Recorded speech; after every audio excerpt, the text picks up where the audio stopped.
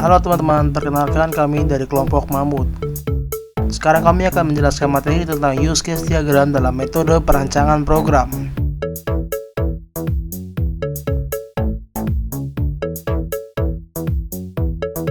Kita bertanya, apa sih use case diagram itu? Use case diagram adalah activity user terhadap sistem dalam program yang akan dibentuk oleh developer. Dalam use case diagram ada 4 komponen. Yang pertama adalah use case, kedua adalah actor, ketiga adalah boundary, dan keempat adalah relationship.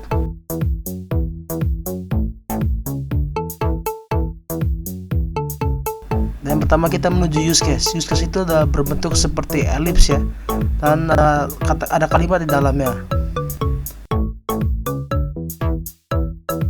Untuk elips di sini dinyatakan sebagai label, sementara kalimat di dalamnya dinyatakan sebagai metode atau fungsi.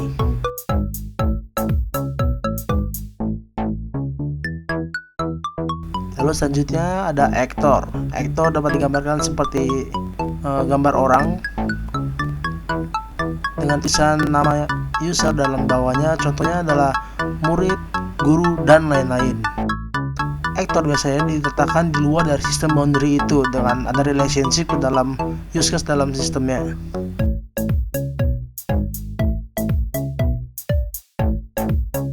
Selanjutnya kita ke boundary. Boundary dapat digambar sebagai kotak persegi dengan nama sistem dan use case di dalam boundary itu.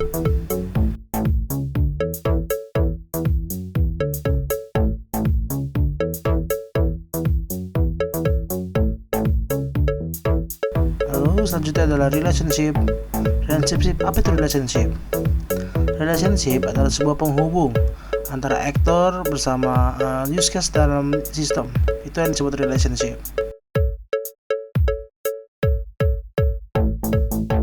Ada 4 jenis dalam relationship. Yang pertama ada relationship extends. Yang kedua ada relationship include atau uses. Yang ketiga ada asosiasi. Yang keempat ada depends on. Kita menuju ke asosiasi. Asosiasi adalah relationship yang dapat dikatakan normal. Itu adalah relationship antara user ke use case dalam sistem itu sendiri. Lalu yang kedua ada extends. Extends adalah perpanjangan dari use case sebelumnya. Dapat juga dikatakan sebagai pilihan alternatif dari use case yang lain.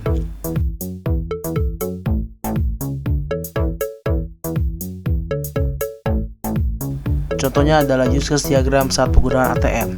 Setelah user memasukkan PIN, ada pilihan menu yaitu cek saldo, tarik tunai, juga transfer. User dapat memilih antara cek saldo, tarik tunai, atau transfer itu sendiri. Itulah extends. Lalu ada uses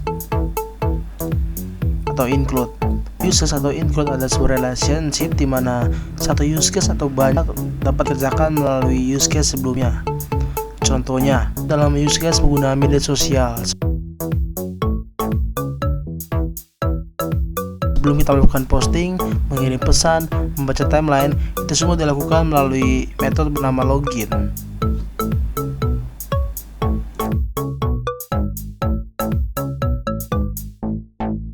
Lalu yang terakhir ada relationship depends on. Depends on berarti ketergantungan. Yaitu sama seperti tadi, saat use case diagram melakukan media sosial, sebelum kita posting, mengirim pesan, dan membaca timeline, melakukan dalam login. Tapi itu semua bergantung pada register dahulu sebelumnya.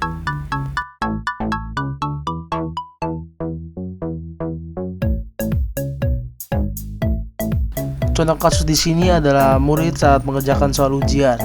Soalnya ada 3 jenis yaitu PG, esai, dan kasus. Murid melakukan login berdasarkan jadwal ujian mereka masing-masing. Soal ujian dikerjakan murid dapat langsung dikerjakan ataupun dilewatkan jika tidak bisa.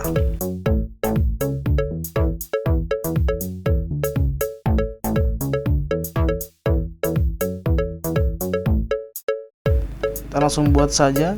Yang pertama itu adalah boundary kita buat dengan nama sistemnya adalah ujian. Kita buat yang use case pertama yaitu mengerjakan soal.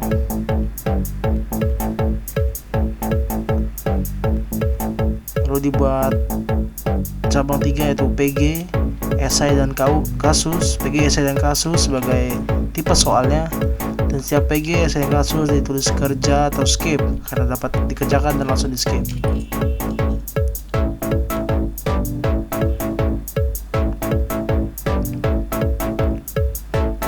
Lalu masukkan use case login,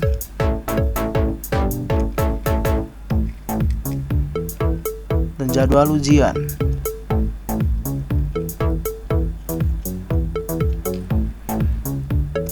Jangan lupa aktornya dengan relationship dan nama usernya. Ya, relationship pada soal ke kasus adalah extends karena kasus dapat dijadikan alternatif sebagai mengerjakan esai atau PG. Lalu mengerjakan soal ke login adalah uses. Mengerjakan soal berdasarkan jadwal ujian, yaitu adalah depends on. Dan yang terakhir adalah asosiasi antara aktor ke use case itu sendiri. Dan inilah pembedaan antara depends on, uses, extends, dan asosiasi dalam relationship.